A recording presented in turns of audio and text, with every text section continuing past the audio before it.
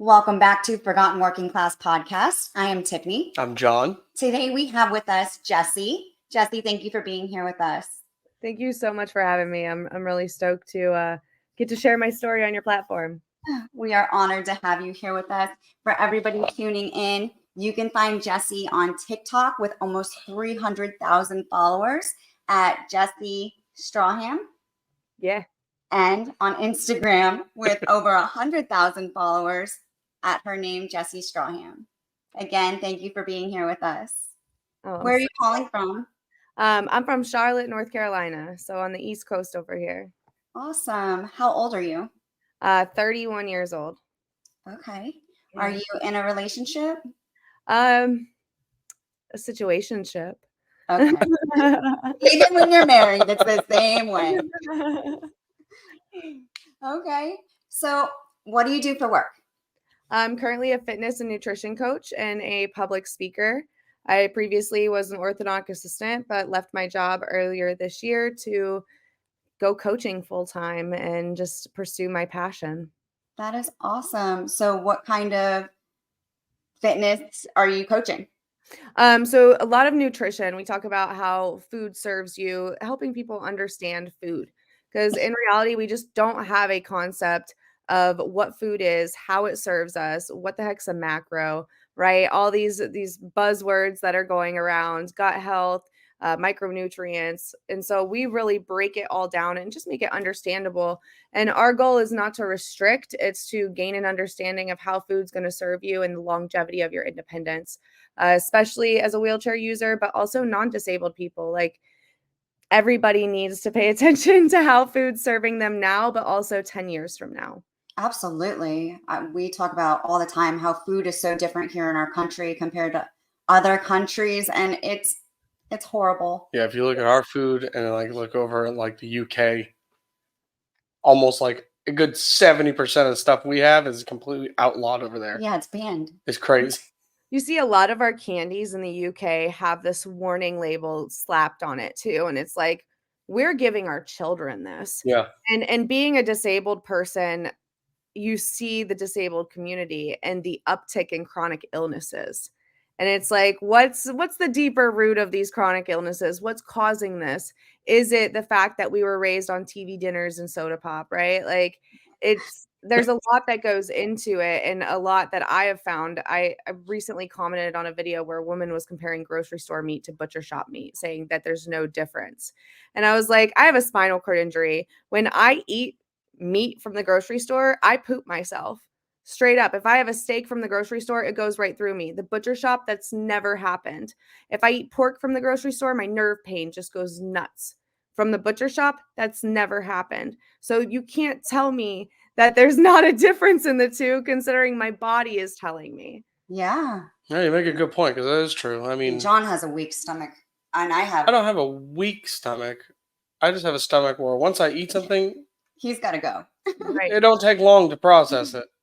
And I actually have IBS, so I have to be really, self-conscious of what I eat. Yeah. But when it comes to dyes and the candy, like you were saying, we do not give our children a lot of that crap, because we just see their emotions and behavior go through the roof. Yeah. And it's crazy. Even if I don't eat sweets for a while, what I feel like afterwards is just unbelievable. If our son eats anything with red dye in it, he turns into a madman. Like, he'll destroy this house. Yep. And He's he only even 5. knows, like at school and stuff, don't give me anything red. And the teachers, it was so funny. They were like, can you have ketchup? And I'm like, yeah, he can have ketchup, but not candies, not icing, not frosting, stuff like that.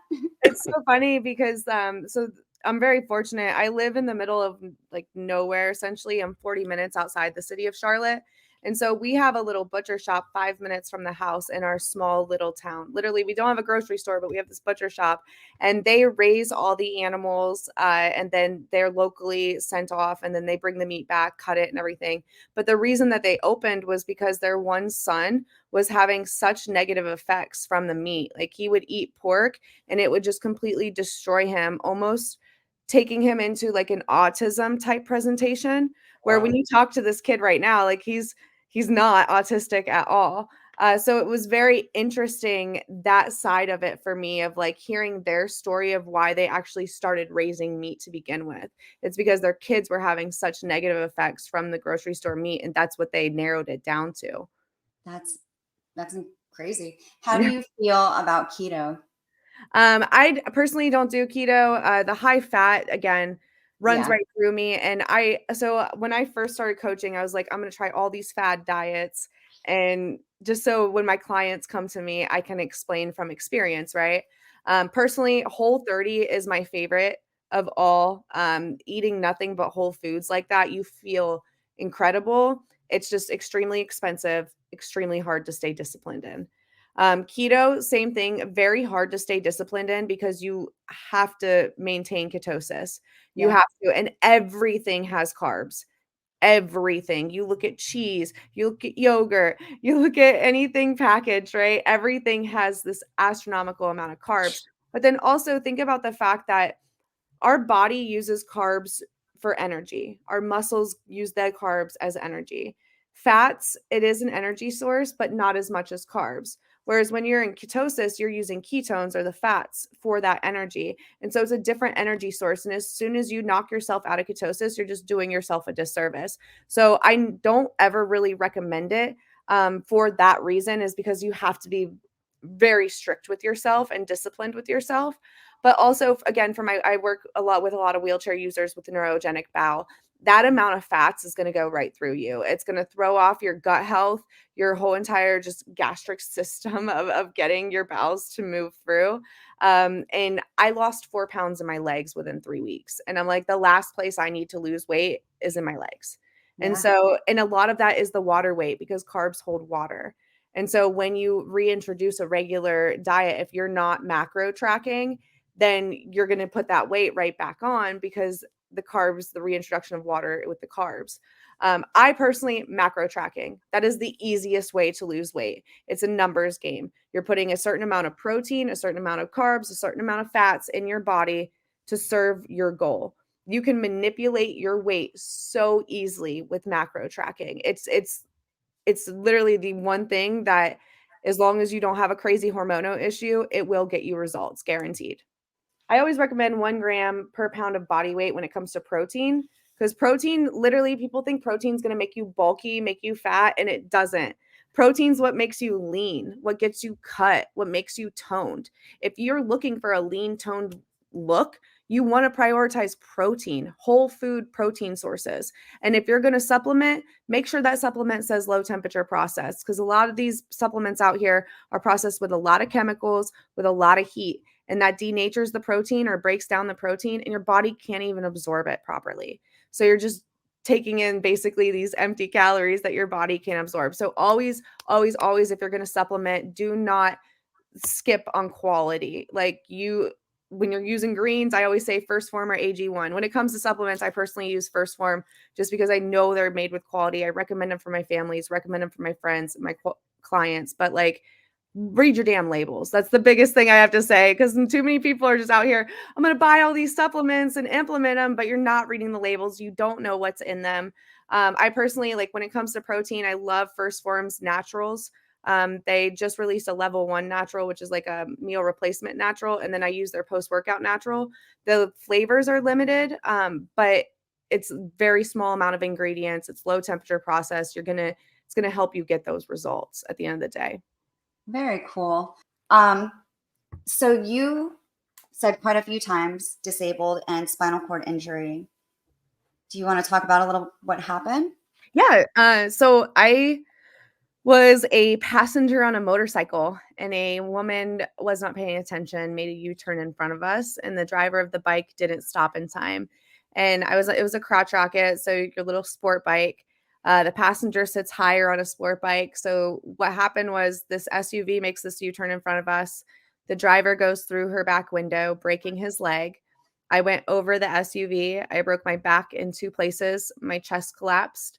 My ribs punctured my lungs, nicked my spinal cord. I have a traumatic brain injury, and I coded twice and had to be resuscitated. So I'm very lucky to be sitting here because it left me with a spinal cord injury.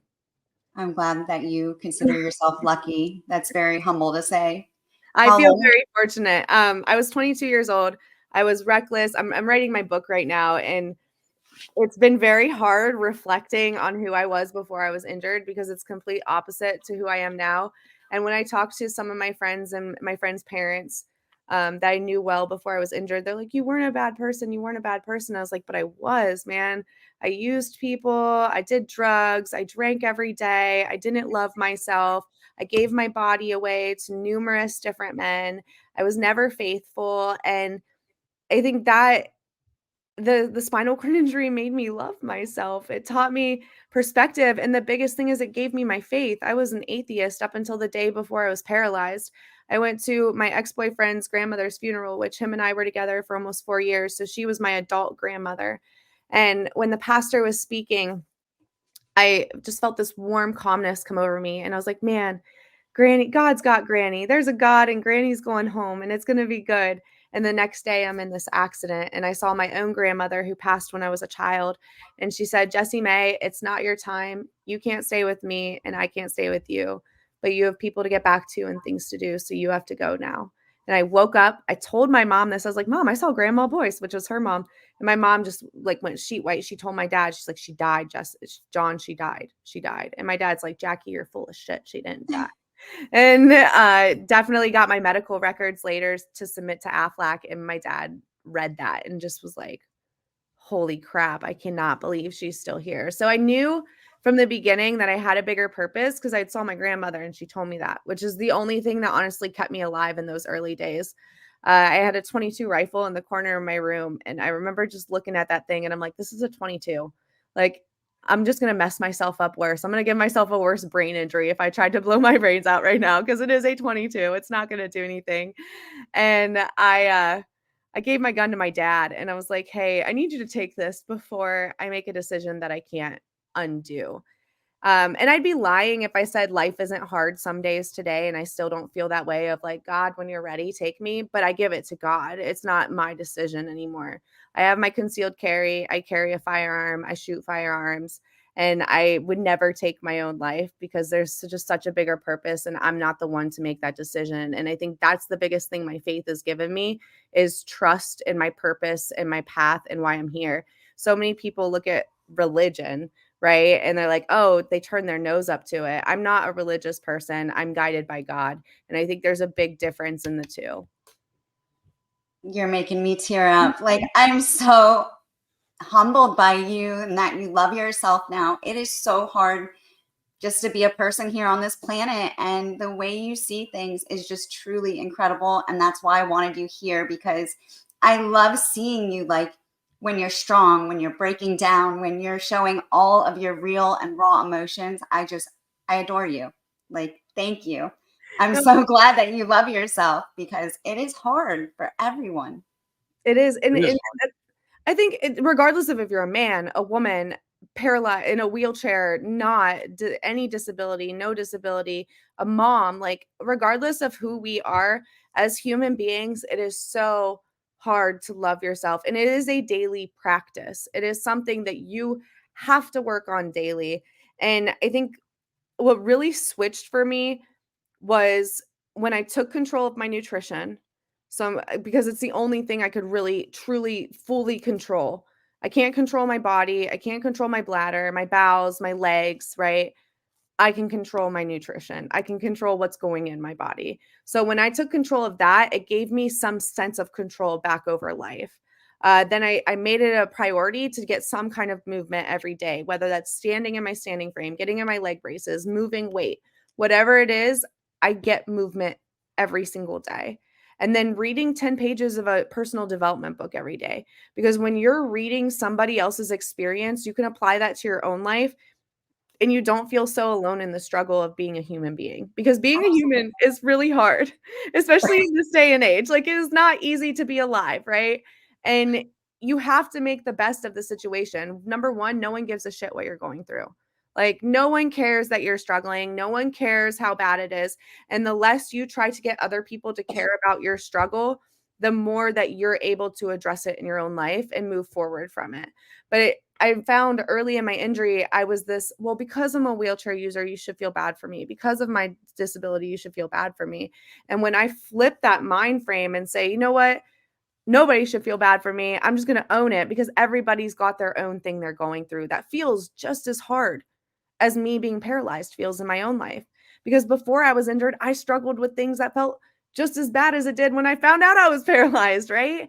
And it's perspective. And the more that we check in with our own perspective and take that temperature in our own life and how we're feeling, the more that we're able to go out into the world and address that in a positive way and to move forward. But so many of us, we don't want to sit in that silence. We don't want to dive into our mind because it's very uncomfortable, very emotional. And it's hard to be like, you know what? You put yourself in this situation. Girl, you're fucking incredible. You're truly fucking incredible. A lot of self-work, man. Like, and that's the thing. And I'm no different than anyone. I was a piece of shit. Straight up. I was a piece of shit. I slept with my friends' boyfriends. I gave my body, I can't stress that enough. I gave my body away and I snorted pills off the back of toilets. And like, I'm just now in the last literally 3 months, I'm okay saying that. It will be 9 years in January. I've been paralyzed. It is taking me that long to be okay saying who I was and where I came from. And it's embarrassing, and I'm not proud of it. I'm not proud of who I was at But, all. but it's the past. Right, exactly. That's exactly what it is now. It is the past, and that doesn't define you now. But there's so many people that might be living in that reality right now. Yeah. And those are the people I want to help. I want to help Jesi pre-injury, who was working 3 jobs but didn't have a pot to piss in, who filed bankruptcy at 21 years old because she just completely recklessly spent all this money that she was working her ass off on 3 jobs, but she was spending it on pills and charging her debit card as a credit card on Monday to make it to payday Wednesday with gas. Like there's so many things, right? That like I'm just like, holy crap, how many other people are out here living in the same way, thinking I can't be more than what I've come from, or I can't be more than what I've put myself into. Absolutely. And that's why we're here, is to help raise awareness and to have amazing people like you come on and share and hopefully inspire and open people's eyes. Like, you are not alone. Like, we are all human. We all make fucking mistakes. And No, we just have to get up off our asses and keep going. like one of the things you said, like you were staring at your 22. It'd be easier just not to be here. There's multiple times I've always said that, like, it would be so much easier the day I was electrocuted if it was the day I died. Hands down. Yeah. And people look at you and they're like, how can you say that? You didn't have to go through the pain and suffering that I did. But now, once I've gone through that, to sit there and go, you know what, it'd be easier if I wasn't here. Well, that means I went through all that pain and all that suffering for nothing. So why would I take my life? Or, you're here now, you're moving forward. That's pretty much it. You just got to keep going forward. Don't look back. So, Jesi, did you go through surgeries?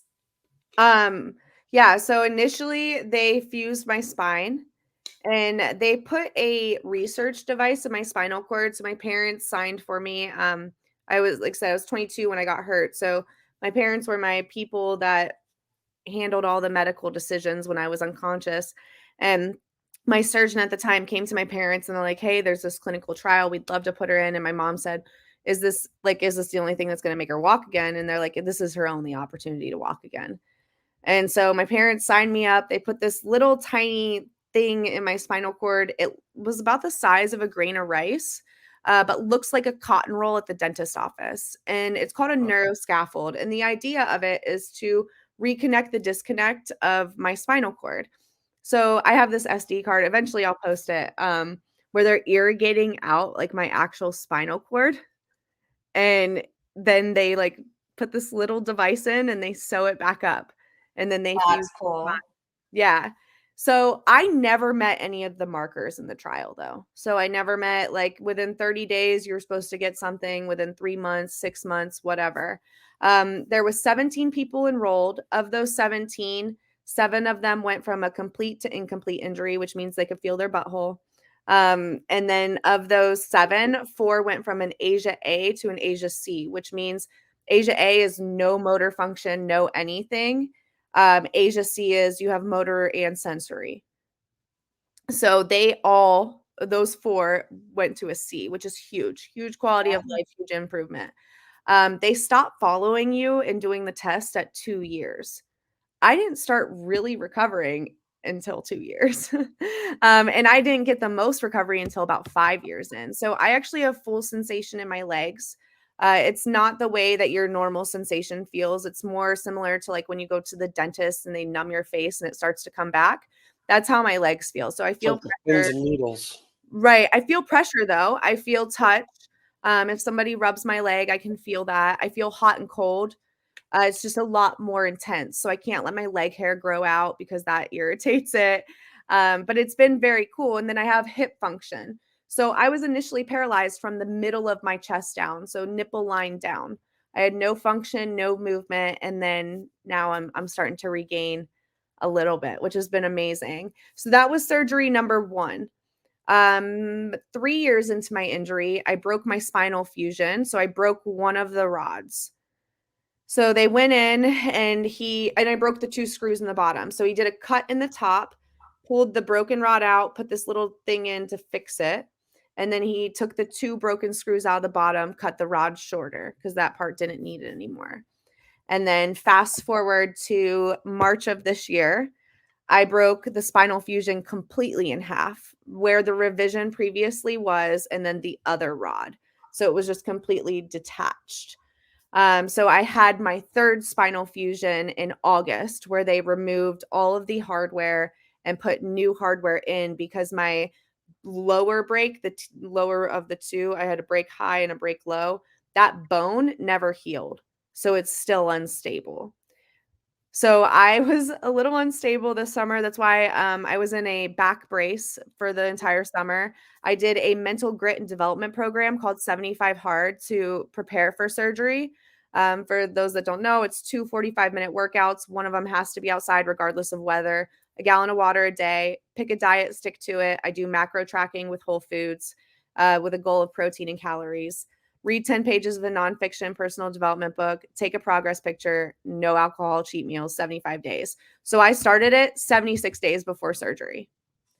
I had, with a broken spinal fusion and unstable back in a back brace, I had a 14% increase in my endurance this summer. You go, girl. And 75 hard is fucking hard. Like, that is not for the weak at all. Yeah, you said no cheating. That Yeah, wouldn't work. I no. like food. So honestly, God.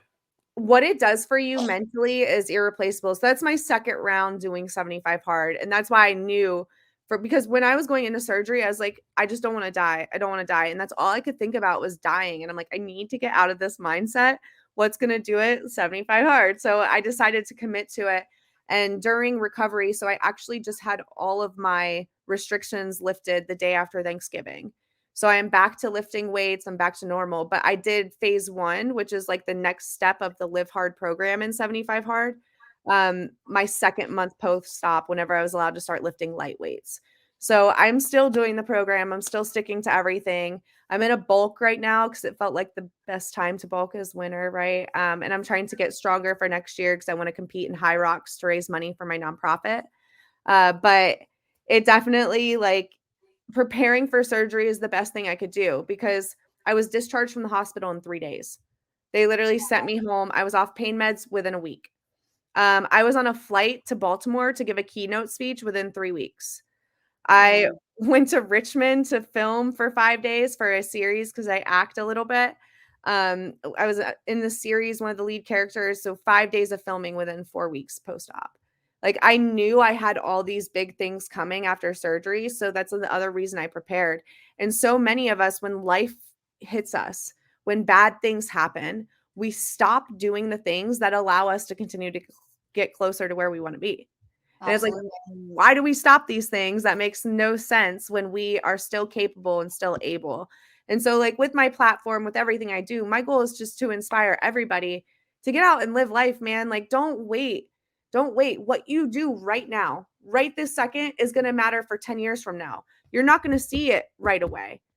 But like 5 years from now, when your health starts taking a shit, you're going to start seeing it. 10 years from now, when your health starts taking a shit, you're going to start seeing it. Or 5 years from now, when you're still independent, 10 years from now, when you're not struggling, like you're going to see it.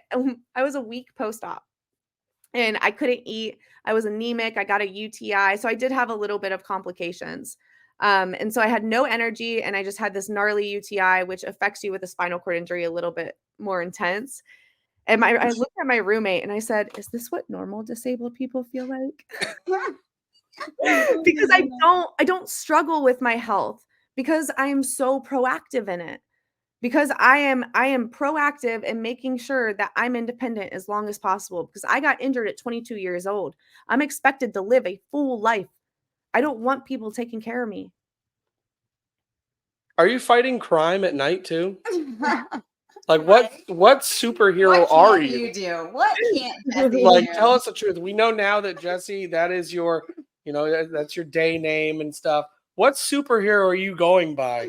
Because it's fucking Right? ridiculous. I Like, told you, she is fucking badass.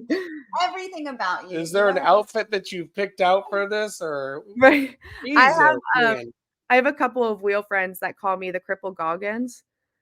Oh And my so I goodness. like that one. But honestly, I can't remember what book it was I read. I want to say it was a Dale Carnegie book, maybe How to Win Friends and Influence People or something like that. I can't remember exactly which one. But he said that he would have meetings with his idols, dead or alive, like in his head. And so when I'm thinking about when my bitch voice is talking and trying to like talk me out of being a badass, I literally sit down at the table with Andy Frisella and David Goggins. Those are my two people.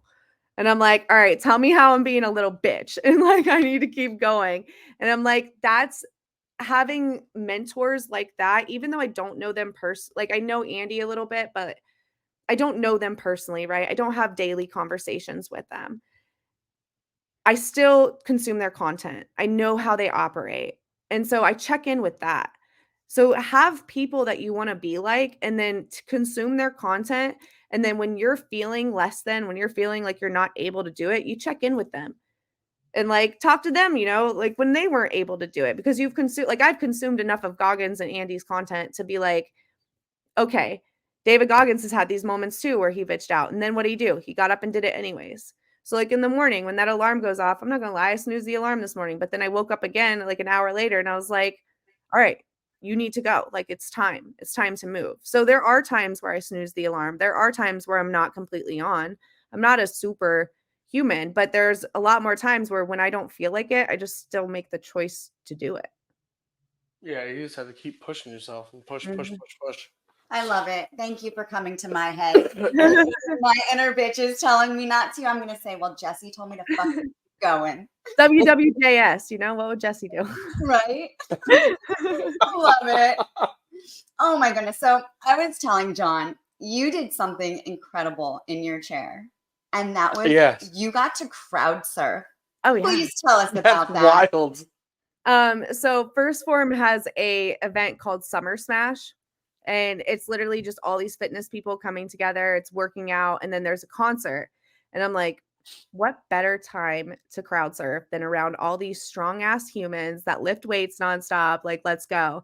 And so that was the one that I posted was my second time. But my first time doing it was when Diplo was playing. And it was cool because after I went down, two of the other girls that use wheelchairs that were with me both went up. Oh, that's amazing.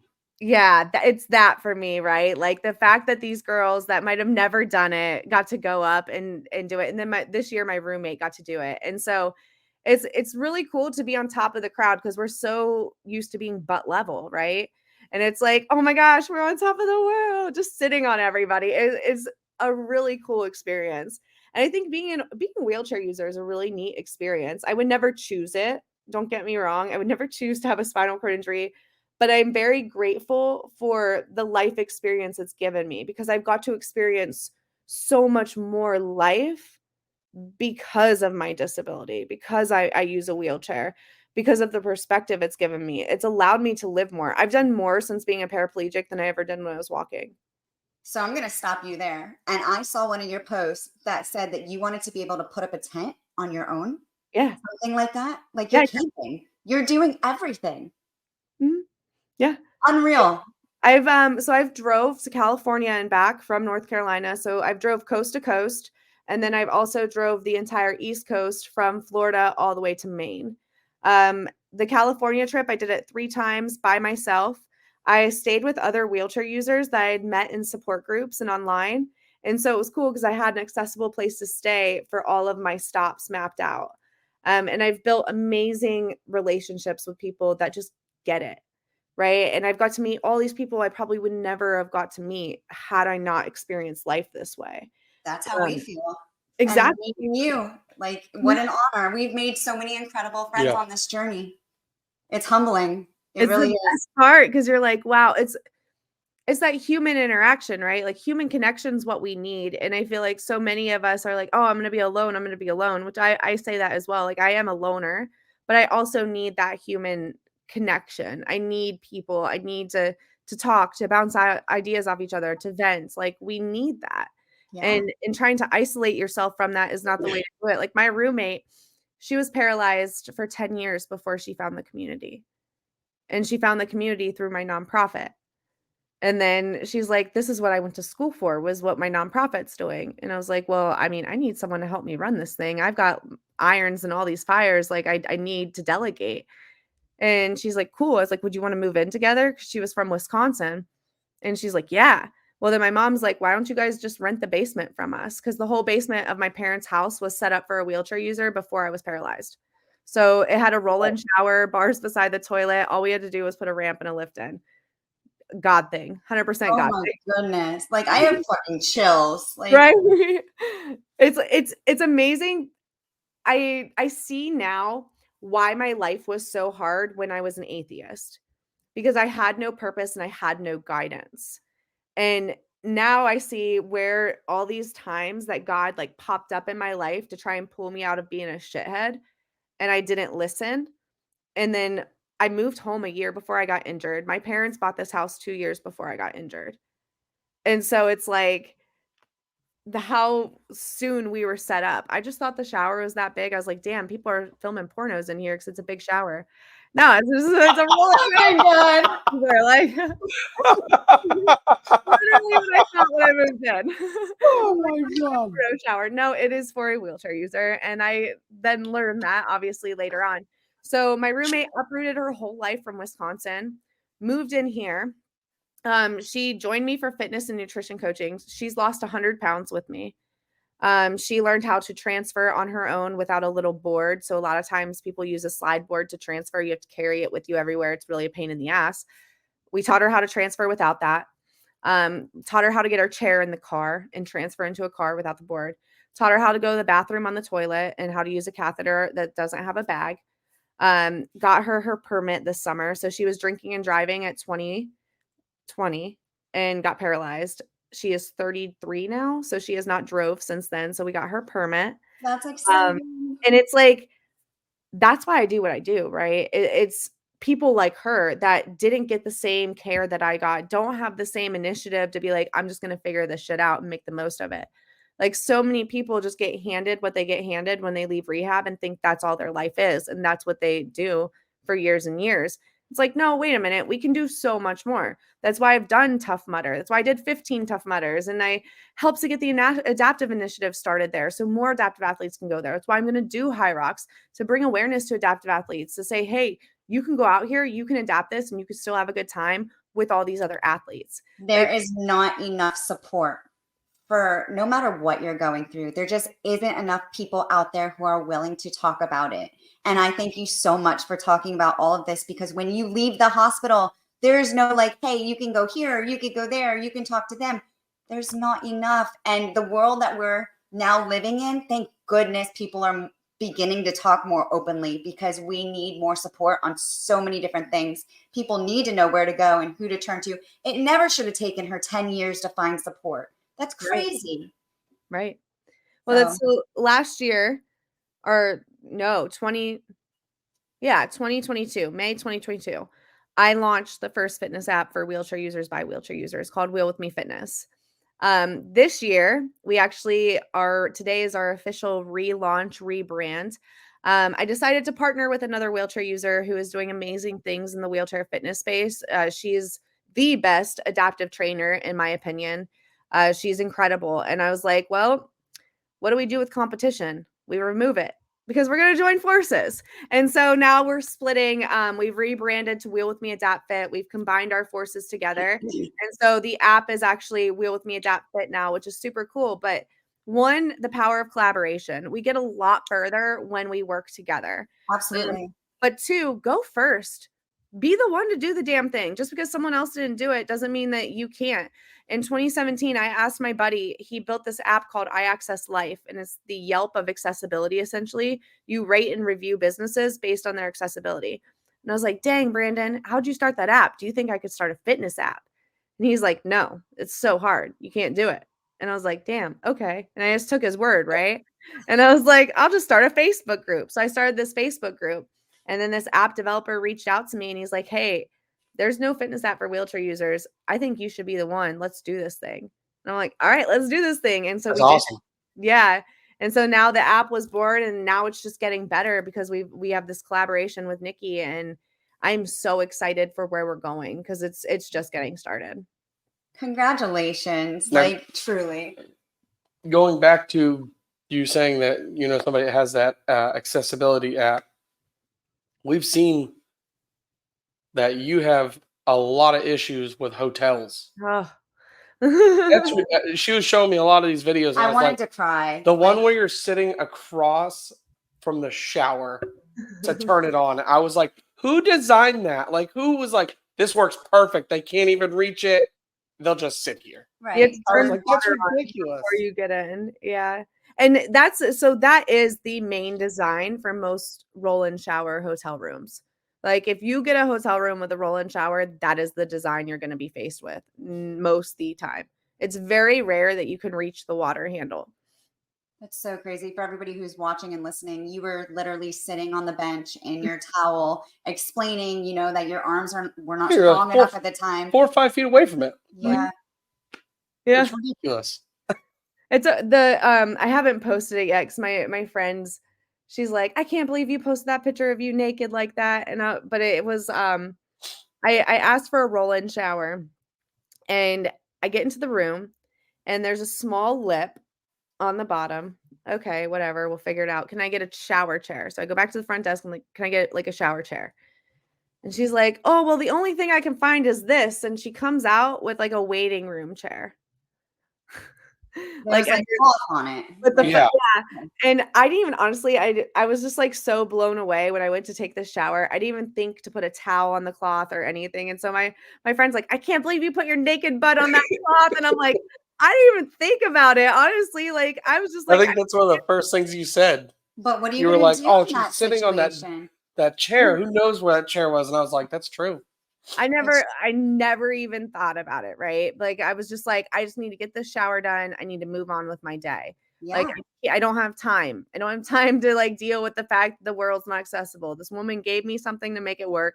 I'm going to make it work and I'm going to move on. But it's so frustrating that we're still doing that. And I've been very fortunate to travel the world this year. We are still the most accessible country I've been to. Oh, really? Yeah. I mean, Sweden. What I think it is, honestly, is that unfortunately, going back to our 20s, not even our 20s, but today, whoever the hell out there in the world, unless they haven't gone through something or know somebody who has gone through something, they're not giving it a second thought. Mm-hmm. So if nobody in Congress has a family member who has been through some shit, they're not fighting for it, is what it is. And yes, it gets swept under the rug. And then normal civilians like us were like, well, how the fuck do we, go on in life? How do we be productive people in the world? And that's when I showed him that video of you in the shower, and I was brought to tears because I'm like, holy shit, I am becoming educated. She is educating me, and more people need to be educated. Whether you're watching videos or you're reading something, learn from the next person, because it could be you tomorrow. Exactly. Life is not promised. And we hope, Big Pharma has created everything. Come on, get with the contractors. Let's maybe have insurance start paying for some shit for people who have a normal house. Make it more accommodating, have insurance knock down some walls when somebody goes through something. There are so many changes that could be done and implemented, but it's going to take your voice, Jesi, Ugh. to make it happen. No, I feel believe like in you. You're gonna put your cape on. I believe in You're you. gonna get some days it feels like that. I'm just like, world on my back, let's go. Something that impresses me is you really have a fucking army behind you. You really do. And I'm looking at every single person in your picture. I see how they look at you. I see when you're on with people, like you have an army, you have the support. You got and 300,000 followers. That's 300,000 people that you've reached. Right. Like you have inspired and have touched those people enough to follow, to get that following. That's amazing. Every brand new building in 2023, 24 moving forward should have more accessible accommodations. Yep. Walls should be wide, doors, toilets, everything, showers. It's funny because people always scream ADA, right? The ADA is a Band-Aid. So the disabled person's the one who has to file the claim against the business. You file a petition, and then you give the business X amount of days to fix it with the petition. But we have to be the ones to file the petition.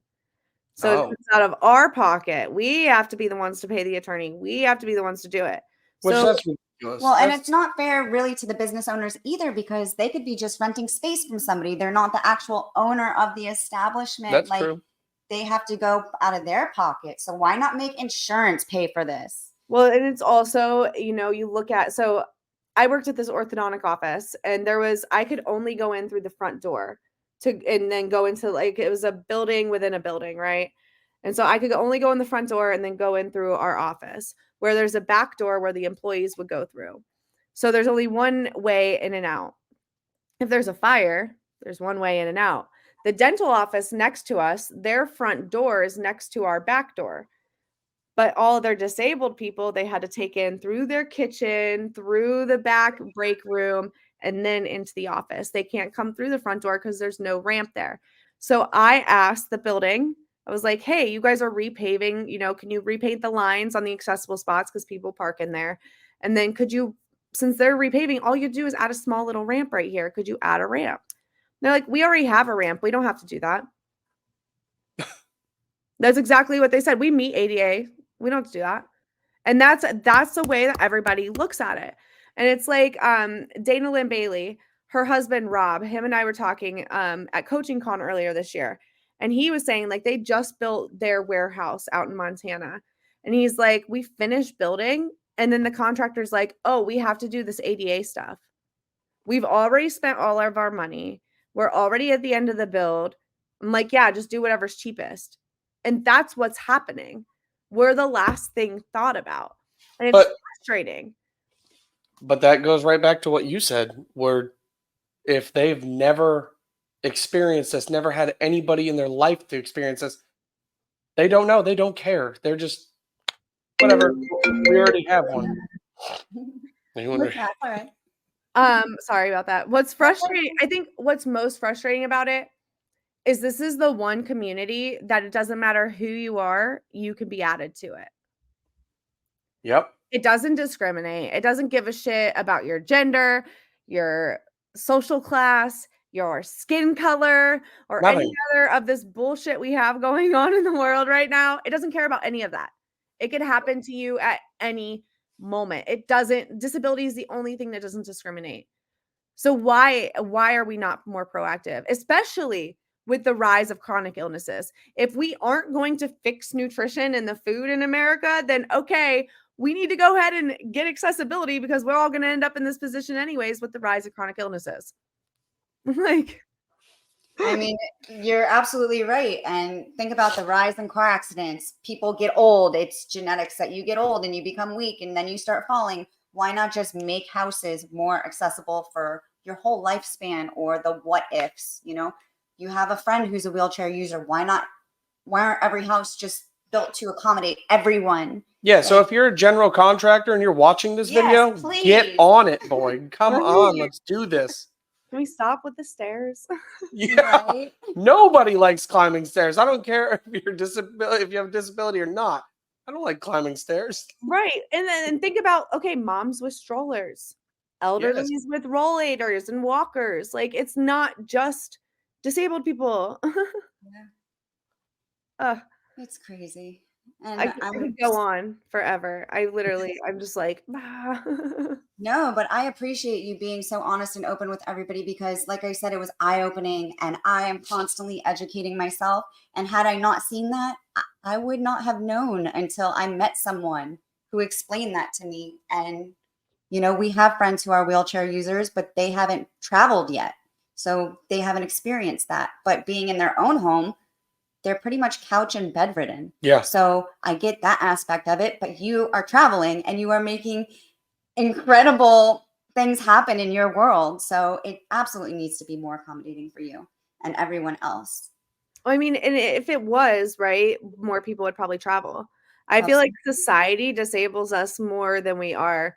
My roommate flew back from Wisconsin the other day and she said, I don't even want to go out. Like, I don't want to go to the grocery store. Let's just order our groceries because we're so tired of people being like, can I help you? Can I help you with that? Do you need help? And I'm like, just leave me alone. If I need help, I'm going to ask you. I'll ask. I have no problem being like, hey, I can't reach that from the top shelf. Can you help me? And if no one's around, I'm going to climb the shelf and figure it out. But like, if someone's around, I always ask for help. If I need it, I will ask, stop forcing your help on me. I don't fucking need it. I don't want it. Leave me alone. Stop. Like, that's literally, and I want to respond that way. And I understand people are being nice. So I can't respond that way because I'm like, that's going to be their perspective of a disabled person. But at the same time, I'm just like, leave me alone. Let me live my crippled life, just like you're living your mentally crippled life. Like, go. Uneducated life. Not because there's more people that are disabled by their mind than I am by my body, straight up, in this world, hands down. And I've learned that a lot of people don't have filters. Well, yeah. They will say whatever comes right to their brain. People stop what they're doing to stare at my face. Yeah. I mean, they'll drop shit and be like, oh my God. And then what happened to you? You're like, oh, well, nice to meet you too. Hey, I'm Jesi. Good to meet you. Right. Like, right. Why are you in that thing? Yeah. Crazy. We had somebody at the grocery store bagging our groceries ask if a bomb. Somebody threw a bomb. Hold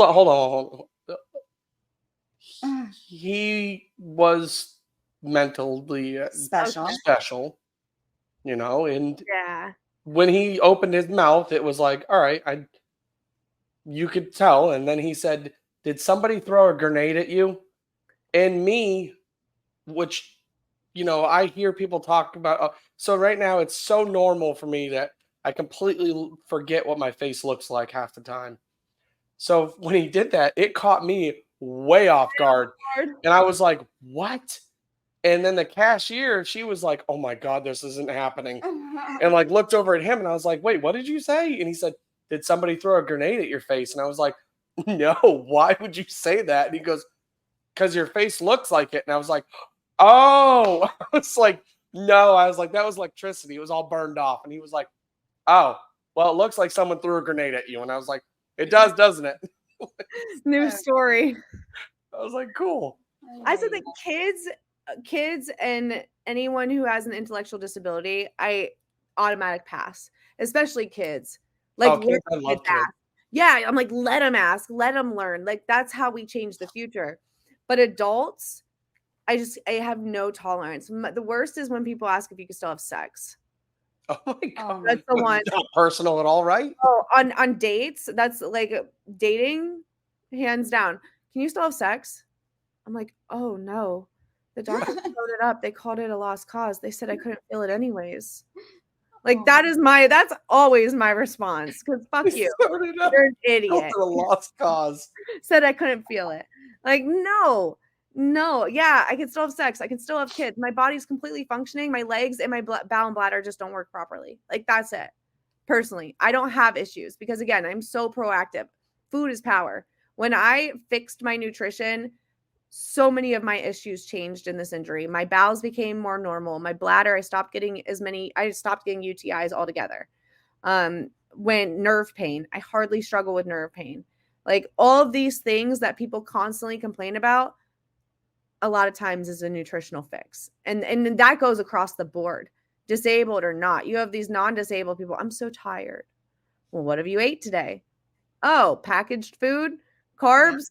Yeah, that's probably why. Like, let's dial this back a little bit. Let's figure this out. Like, food is power. And I constantly go back to that. That's why I'm as independent as I am. That's why I have life as easy as I do for a disabled person, is because I take care of myself. Props to you, girl. For real. You're amazing. You really are. You're my superhero now. You seriously.